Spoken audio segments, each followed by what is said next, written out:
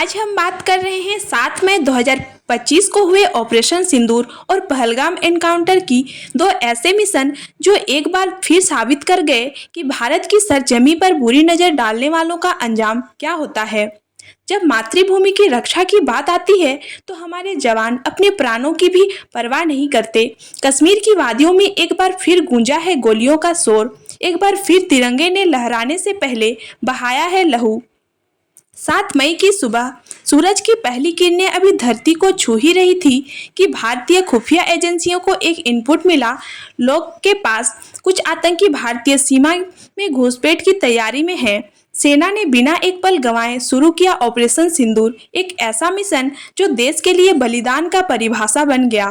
इस मिशन का नाम सिंदूर इसीलिए रखा गया क्योंकि यह उस सिंदूर की तरह पवित्र था जो हर भारतीय स्त्री की मांग में होता है और हर उस जवान के खून का प्रतीक जो देश के लिए बलिदान देता है। यह एक श्रद्धांजलि थी उन वीर पतियों को जिनका सिंदूर आज तिरंगे में बदल गया।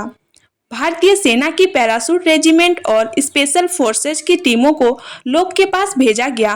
बर्फीले तूफान और जीरो विजिबिलिटी के बीच उन्होंने आतंकियों की मूवमेंट को ट्रैक किया और फिर जैसे ही घुसपैठ की कोशिश हुई, शुरू हुआ ऑपरेशन सिंदूर का एक असली एक्शन।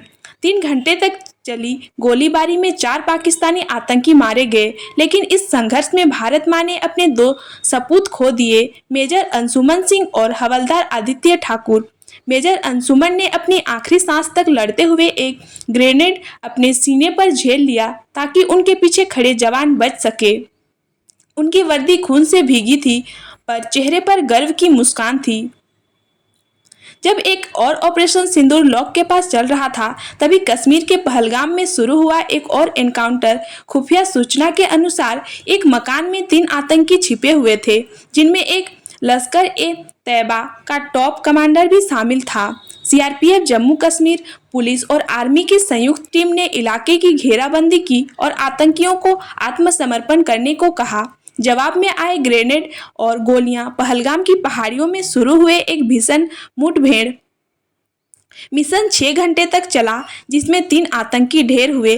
खास बात यह रही कि इस बार आतंकियों की लोकेशन एक लोकल नागरिक ने दी थी, जिसने डर के बावजूद देशभक्त को चुना। उस नागरिक ने कहा, मैं कश्मीरी हूँ पर सबसे पहले हिंदुस्तानी हूँ। जैसे ही शहीदों की खबर आई, पूरे देश में रोष और गर्व की लहर दौड़ पड़ी। सोशल मीडिया पर ऑपरेशन सिंदूर और पहलगाम हमला ट्रेंड करने लगा। स्कूलों में बच्चों ने मोमबत्तियां जलाई, मंदिरों में शांति पाठ हुए और हर जुबा पर एक ही नारा था, भारत माता की जय।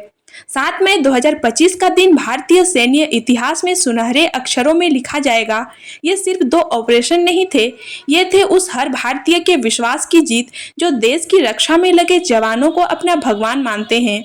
जब कोई कहता है कि एक फौजी क्या कर सकता है, तो हम उन्हें 7 मई दिखाते हैं। ऑपरेशन सिंदूर और पहलगाम में हमारे जवानों ने दिखा दिया कि जब भारत की मिट्टी ललकारती है तो जवान मौत से भी नहीं डरते।